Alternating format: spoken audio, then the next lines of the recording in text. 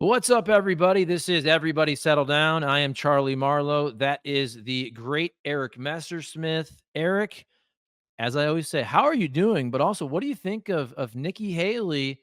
She didn't technically endorse Donald Trump, but she did say she will she will vote for Donald Trump. And isn't that just like the perfect politician way to go about things? Oh, it's not an endorsement, but I will vote for him. Yeah, it is. Here was her quote.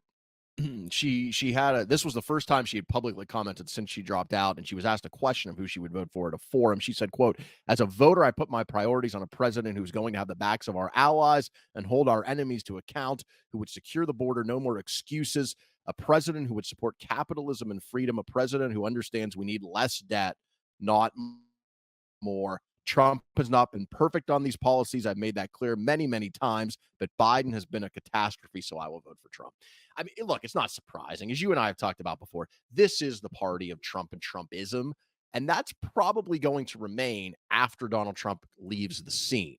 And in 2028, look, Nikki Haley's an ambitious politician. And it would be real. It's going to be hard for her anyway because she doesn't really fit the Trump mold, even though she's kind of trying.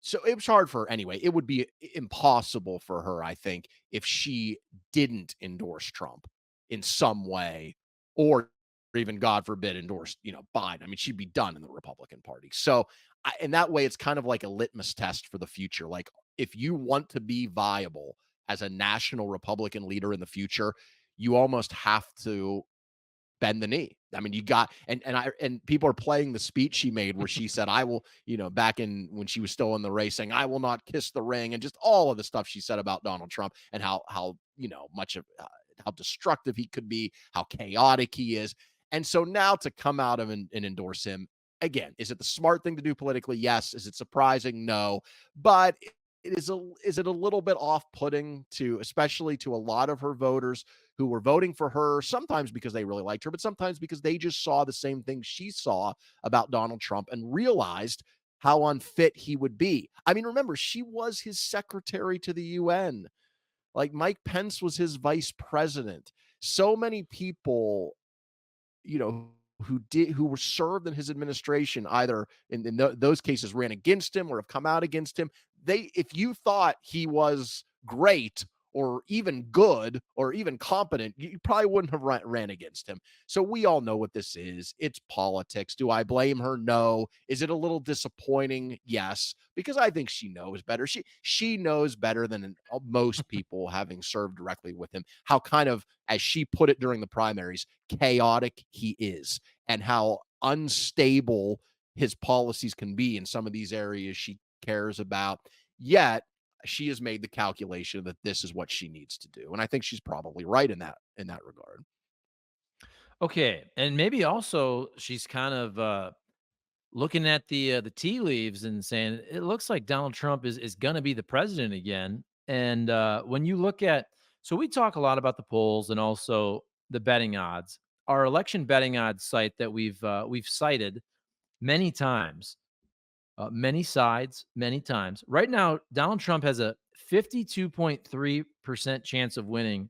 Joe Biden is 39.3%. So Donald Trump has a 13-point lead. And it's important to note that just about, I think it was 3 weeks ago, about 3 weeks ago, Joe Biden had about a 2.3% lead. So we're talking about Donald Trump shifting the percentage about 15, 16 points in the betting odds in about 3 weeks. It has not been a good 3 weeks or so for Joe Biden. But then when I look at the polling averages, so the Real Clear Politics polling average lately here from April 18th to May 20th. What is it today? May 23rd. So it's Trump plus 0.9. And I think the last time we did a show, it was Trump plus 1.3. So it's still about a point, but the betting odds are surging for Donald Trump, but the polling averages are essentially the same, and even Biden improving a little bit, which is kind of weird that they're different like that. Yeah, it is. And I think it speaks to the fact that the race hasn't really moved terribly negatively for Biden. It just stopped getting better. And I think what you saw was Biden was gaining some momentum after the State of the Union with a good performance, and then with polling that was lurching in his direction over a period of several weeks. He got it basically to tied in the national average, and he was down, 2, 3 points. And so I think that's when the betting odds got better. But then that stalled out and even slightly reversed, where Trump got it back to a couple of points. Right now it's around 1 point. And the fact that we're staying in this range for so long, A, Biden couldn't keep the momentum going. B, we're deeper into the race now. And I think people, and I kind of thought this too. I thought, well, once we get past the primaries and it becomes kind of a binary choice and people begin to make that choice, I think Biden will start to do better. And for a while that happened, but then it stalled. And so as it gets set in with these two guys and time goes by, you start to see that the betting odds shifting. And also, some of it is Biden hasn't completely consolidated the vote, because you're still getting a couple of percent for Gavin Newsom, a couple of percent for Michelle Obama, a percent or two for Kamala Harris. So some of it is that as well. But some of it is he hasn't broken through. And that's really, you're getting close enough now where these leads have been very stable. Again, polling could be wrong. It has been wrong in the past, but it could be wrong in either direction. And that's sometimes when people forget it. It's just as likely that it's wrong in a pro-Trump direction than an anti-Trump direction. Also, it's been so consistent for so long now. Not just the national average, which, as we talked about, has stayed in a very narrow range. Right now, it's 1 point.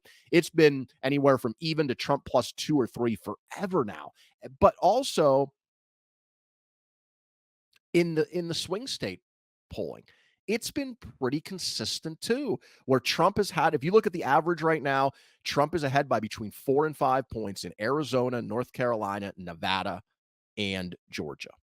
He's had a solid lead in that range for a while in those states. And in the 3 blue wall states that will probably decide the election, Michigan, Wisconsin, Pennsylvania, Trump is ahead by point. This is according to Real Clear Politics, 0.1% in Wisconsin, so essentially a tie, 1 in Michigan, 2.1 in Pennsylvania. That's also been pretty consistent for a long time now. And so you wonder, okay, what's going to shake this up? Is there anything? And if the debate coming up, maybe Trump gets convicted in the hush money trial next week, but as time goes by and the numbers don't change, it looks more and more likely that it's going to be Trump. Yeah, and we can talk about the trial right now if you want. I just even wonder if he's convicted in this particular trial, if it will matter. And I don't think it will. I think if he were to be convicted in the subverting the election deal, which who knows if we'll ever even see that before the election, which I think is a travesty, and I think that's being done on purpose. But I don't know, at this point, Trump has so much momentum, and I just feel like nobody really cares about the Stormy Daniels deal. And look, to me, I do think he did this.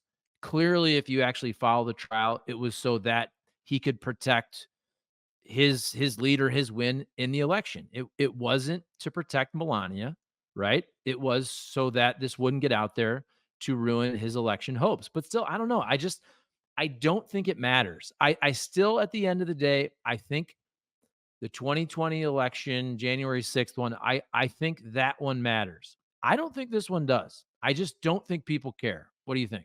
Yeah, one of the things I've talked about before is the polling that said if Trump is convicted of a felony, will you still vote for him? And pretty much all the polls I saw in the spring, even ones that had him winning j- just head to head with Biden, when they asked that question, he then lost. He went from ahead to behind or even. But I think having a felony conviction may matter to some people on the margins. But this is the weakest case. And sometimes, as you mentioned, the case matters when Trump was facing so many. And look, Trump got through the basically ridiculous, in some cases, delay tactics he's taken, and through some strokes of luck, he is having these criminal trials play out about as well as you could possibly imagine, which is the one case that we know for sure will have a result before the election, which is this hush money case, is the weakest case, meaning that the one he has, I think, the highest chance to have an acquittal or a hung jury, which for him, a hung jury is the same as an acquittal because he's not a felon. And are they going to try this case again? Maybe, but that takes months and months. So a hung jury for him is just as good as an acquittal. So it's the weakest case, but also it's the least serious case because it involves falsifying business records to pay a porn star for hush money. And so it's not anywhere as serious as the other three. And the fact that this is the only one that we may have a result on, first of all, as you mentioned, it is a travesty if that happens. But secondly, it is the perfect scenario for Trump. And in the cases of, I mean, Eileen Cannon, who is the judge in Florida on the documents case, if you follow that case at all, he is either incompetent or she is deliberately trying to help Trump by slow walking this. I don't think there's any other, I don't think you can draw any other conclusions to that because she has taken so long to make even basic rulings on anything. It's just hard to imagine that case going to court before election day. And I mean, by all accounts, he looks guilty as hell in that. I mean, that's pretty open and shut. Then the Georgia case, you had Fonnie Willis having an affair with Nathan Wade. They had to have a whole hearing about that lasted several weeks. Then Wade has to leave the case. Now Trump's team has appealed that. From what I read, I don't even think that's going to be heard, the appeal, until later in the summer. So that case probably isn't going to trial. And then you have the one you talked about, which is the most important one, the most serious one, Jack Smith, special counsel, subverting the election January 6th. That case is ready to go to trial and would have already, if not for the Trump team appealing, arguing that Trump has basically absolute immunity as president, and the Supreme Court deciding to take that case when they didn't have to, and then not rolling yet. Now they're going to have a rolling probably in June, but a lot of people think they're gonna basically defer a result, punt it back down to the lower court. If that happens, that'll push this again months in the future and probably will get Trump off the hook for a trial there. So the way this is played out, we may not be able to answer the question of will it matter if he's convicted, because on 3 of the 4 cases, the 3 most serious, he probably, or at least there's a good chance, won't even have a verdict before election day. Okay, now Trump campaigning in some of these blue states and getting big crowds, Trump loves the big crowds, and I always like to watch the overreaction on social media to some of this. Oh, New Jersey's in play and New York's in play, and I don't think that's the case at all. In terms of the presidency. Now, you saw with the House, look, a couple seats here or there in a state like New York can swing the balance of the House. But to me, I feel like it's just Trump. Let's be real. Trump is in love with himself and he's in love with people that love him. And it's almost like a stand-up comic. Like, he loves to go see the people, and he loves to put on a show and have the tens of thousands, if not 100,000, whatever it is, people to come and listen to him talk. And I was looking so New Jersey went 16 points to Biden in 2020. New York went 23 points to Biden. Let me just 61 to 38. So look, in my opinion, there's no chance that New York, New Jersey are going to go to Donald Trump. But it is a pretty good look, right? I just feel like it adds to the momentum of Donald Trump when you're seeing a bunch of people coming out to see him in these traditional blue states. Like, I don't know if it really matters, but I do think over the last 3 weeks, after Joe Biden had about, let's say, 6, 7 weeks of positive, steady momentum from the State of the Union, I feel like everything over the last 3 weeks have all been pro-Trump, and I include him kind of showing out in some blue areas. Well, yeah, it just projects confidence. Now, part of it is just logistics of the trial. He's in the trial. He didn't know when this was scheduled that the court would be out for the rest of the week. They're not going to resume until closing arguments the day after Memorial Day. So he scheduled this New York rally, probably assuming he would be in New York for court.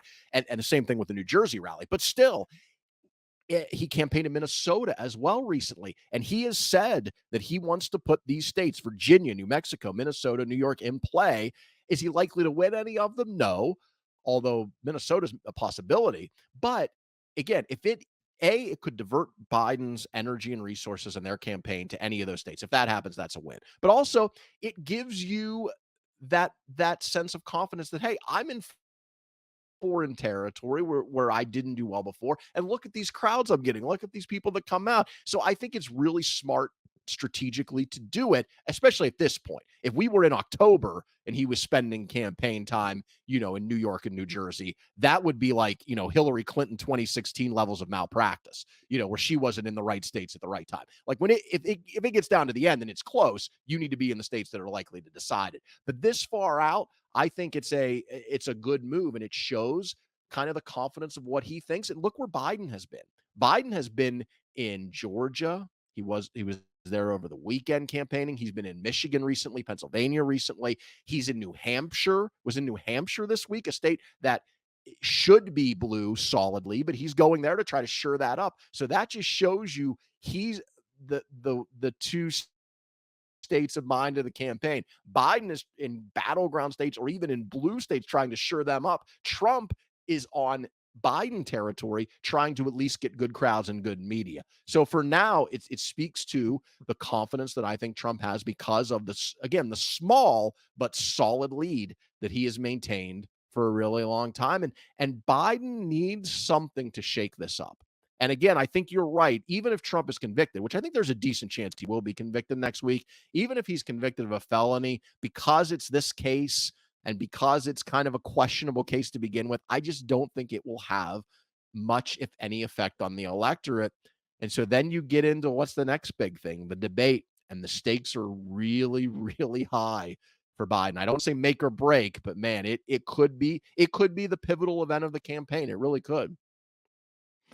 Yeah, I think Biden is already done personally. I mean, we have 5 months, we'll see, but I just don't see it happening.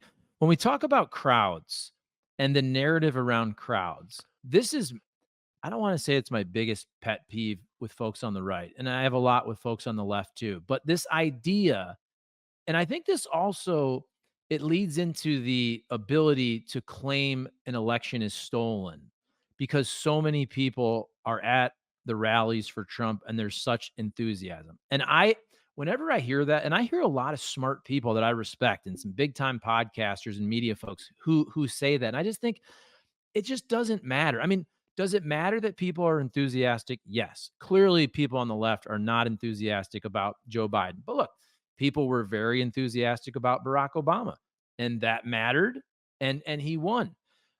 Hillary Clinton, not a lot of enthusiasm. Joe Biden, even 2020, not a lot of enthusiasm, but also it was COVID. People on the left obviously were less likely to get out and about than people on the right. But this idea that if you don't pull a lot of people at your rallies, you have no chance of winning. That annoys me. And I also do think, look, if Biden were to somehow win in 2024, that will be one of the first things that people on the right point to. Are you kidding me? Donald Trump got 100,000 people in blue territory. Joe Biden's in his basement. Nobody wants to go see him. Right. How on earth could Joe Biden win? And my thing is, look, dude, I'm 42 years old. I've never been to a political rally. I always vote. I don't ever plan on going to a political rally, and I always plan on voting. It's cool to be enthusiastic about your guy. And again, Trump is a superstar. He is. Whether you like him or not, he's a celebrity. He's a showman. It's a concert. It's going to a show. It's going to a comedy club. I mean, honestly, even though I wouldn't really want to go to a Trump rally, clearly because I'm not a supporter of him, but I would go for entertainment. Like I'm not going to because I'm like, no, I'll do something with my kids, but I would. I would for the Right. spectacle. You know what I'm saying? Like it probably would be fun and funny. Let's give him credit. He's pretty funny. Yeah, look, the one of the things I always said about Trump that his detractors get wrong about him is he's good at politics. The reason he's been able to he's got so many flaws that we all know and we've talked about before. But despite that, he won one presidential election, came pretty close to winning another, and now is the slight favorite in a third. And that he's overcome all of his negatives because and his lack of discipline and all of his character flaws, all of the crazy shit he says, because he's skilled at politics. And you see it in the crowds he's able to get and maintain. You see his sense of humor. You see his ability to understand showmanship, his ability to understand how to get earned media, free media, basically. That he's been very effective at that through his whole political career. Branding, he understands that very well. He understands social media very well. First on Twitter, now on Truth Social, getting his message out quickly from him. And also, you see it in the way he talks about issues. Like, he's not articulate, which is another reason it's amazing he's been able to do what he's done.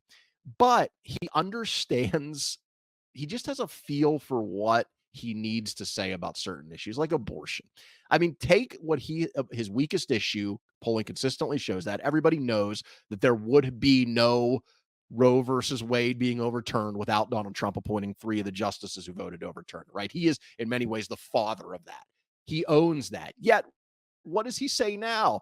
He says, well, look, let's leave it to the states. I support IVF. I think the states should decide. He talks about some states that are conservative making liberal decisions. Like, that's his way of doing what politicians have done for at least my entire lifetime in presidential races, smart ones, moving to the middle, understanding once they have their base secured and their nomination secured, it's about trying to convince the people who are undecided, who are unsure. And that is the way that Trump is trying to do it. And given the position, given his past history, that's about as effective as he can be. It's very smart. It's very smart to say, look, it's up to the states now. That's where it should be. It's really dumb. Like the other day, he was on a a local TV station, and he implied that they asked him about contraceptives and if he would consider not allowing contraceptives. And he basically said, yes, like, I'm thinking about it. We'll see what happens, which was a really dumb thing to say. And of course, the Biden campaign pounced on that right away. Trump came back on True Social right away and said, no, I didn't mean that. I have always, been in favor of birth control. I'm not going to restrict it in any way. Like, he knew, right? He understands that. And contrast that with Biden. So think about Trump's move on abortion. Where has Biden made a similar move? Where has Biden come out and bucked the base of his party and been like, no, I'm going to moderate my position? He's tried to do it on crime. I mean, he was never a defund the police guy. But where has he come out and done that? Like, on immigration, I give him credit for negotiating the bipartisan bill, which Trump killed, which I think would really help the situation, would be great. But where has he come out and really forcefully gone against his party? And he's had opportunities. I've talked about some of them before. I think, with Israel, I think he has a chance. He had a chance to really strongly go after some of his base there and kind of move to the middle. I think he has a chance with some of the trans issues, particularly around biological boys playing women's sports. I think immigration, I think he could be stronger. Like, there are opportunities there, and I think he needs to seize them if he wants to win this election. All right, we're going to go a little shorter on this one here. We have a special episode coming out next week about what it's like to live in LA, since Eric lives out there. And I think you guys are going to enjoy that. I want to end on this, though, and I'll let you empty your notebook too if you have anything else. But I find this, I don't know if fascinating is the right word. It's more funny. But this idea that Joe Biden needs to take a drug test before the debate. And I just laugh when I hear it. But I'm also like, are they wrong? I mean, look, I think I think they're putting something in that man. Look, for him to win, he needs to have like 5 more really big nights over debates and speeches and whatnot. And you and I were talking about this before we pressed record. I accidentally bought the wrong thing here. These little energy. I always get these flavored water deals, and this one has caffeine in it. And I'm thinking, like, once I drank, I'm like, "Oh, this is different," because I got the wrong box, but I'm like, "Man, dude, it works." I mean, I feel energetic. I got that caffeine rush, and I don't know what they're giving Joe Biden. Like, I'm not saying it's illegal. I don't know. I have no clue, but they're giving him something. Like, I do think whether it's the IV, whether it's the perfect cocktail of whatever, I do think that he's on the juice. When I say on the juice, I think he's on something. So I think that's kind of funny. Again, look, I don't want either of these dudes. I wish neither of them were in it. But we've done like 20 podcasts. It is what it is. So we have to now just discuss what's going on. Like, I'm not going to complain anymore about, hey, it's Trump and Biden. It just is what it is. But I do find that hilarious. And like, if I had to bet money, I do think they're giving Joe Biden something. I don't know what it is, but they're giving him something for these big nights. Yeah, look, I don't think he's taking illegal drugs. I could be wrong on that. So I don't think there would be anything that would show up in a drug test. But I do think he's probably getting probably my guess would be at like an IV vitamin infusion. They have these things out here now in LA. I don't know if you have them in St. Louis, where you can go get an IV drip. I did this once. It's like a couple $100, and they pack it with like all of these vitamins and God only knows what. You can pick which one you want. And I'll tell you, I did that, man, and for that day, I felt like I could do anything. I was like, you want to run a marathon? Like, let's climb a mountain. It was almost too much. I felt amazing, right? So if they're giving, I hope they're giving Biden that. Like, if I were wealthy enough or I were the president, I would do that I'm 45. I would do that like once or twice a week. And I would certainly do it before big events. So if they aren't doing that, they should be. Because if he feels anything like I felt after taking that, and again, I'm almost 40 years younger than him, and I would do it if I had access to it, I would do it every week or two. So that he certainly should be doing it. In terms of the debate, we'll talk more about this later, like after Memorial Day, because I think this next month is critical. Again, I want to be clear. I don't think at the end of the day Biden will step aside, but I don't rule it out either. And if this month goes bad, I have always said he should be given a chance. I've always said that. He should be given a chance as the incumbent president who's defied expectations, who's beat Trump once, who's accomplished what he's accomplished. He should be given the opportunity. And I stand by that. But there comes a point, and I've said this before, where it's just not working and you should try something different. There's a difference between should and will. I don't think they will. But what I'm talking about is what should they do? And my position has always been they should run Biden. He's the incumbent president. Let that campaign have a chance. Well, that I said that months ago, and I've always said, to me, early July is the time. If you're going to do it, that is the time. And then they announced this debate in late June, which lines up perfectly for that time frame. If Biden has a bad performance or he has a fine performance, but nothing moves again, and let's just say we go another month or month and a half, and now we're into early July, and he's still down by several points in the swing states, I think at that point you should change. I really do. I think if it gets to that point and there's no breakthrough, let's say Trump's convicted, he's now a convicted felon. Let's say Biden's fine at the debate and even maybe looks better than Trump, and there's still no breakthrough. I mean, at that point, I think you need to change horses, but it can't be Kamala. There was a poll that came out the other day. Biden was trailing Trump in the poll by, I think, 2 points. Kamala was down to Trump by like 6. And that's fairly consistent with polling I've seen over the last year when you measure Trump versus Biden and Trump versus Harris. So it has to be, in my opinion, if you're going to do it, you just go whole new ticket. It's president and vice president. Let these guys have 6 or 7 weeks to talk to the delegates and then decide it at the convention. That's where I would be if things don't improve in the next month or two. Like, if this election is really as important as you say it is, and Trump is really as big of a threat to democracy as you say he is, and I think some of that is overblown, but I generally agree. I think Trump is a really big threat. Doesn't mean it will happen. We contained him once. The democracy held, our institutions held. There wasn't any terrible lasting damage, but there's no guarantee that we'll get through it again, right? So if it's important as you say it is, and democracy is on the ballot, then, I think if it doesn't improve in the next 6 weeks, I think you need to make a change. I can see it now. Joe Biden has a poor performance at this debate, which is what, June 27th. And then all of a sudden, a week later, you have July 4th. You have Independence Day, where Joe Biden declares his independence from this election. And he does a big press conference. There's flags and balloons in the background. And he says, on this day, July 4th, our Independence Day, I'm going to do the right thing and I'm going to step aside for the good of America. And he's going to roll out a ticket of Gavin Newsom with Gretchen Whitmer as his VP. and then boom. That's what I'm seeing. Like when you said that, that's what I started to envision. Is it going to happen? Yeah. Probably not, but that's what I want to happen. That's what should happen.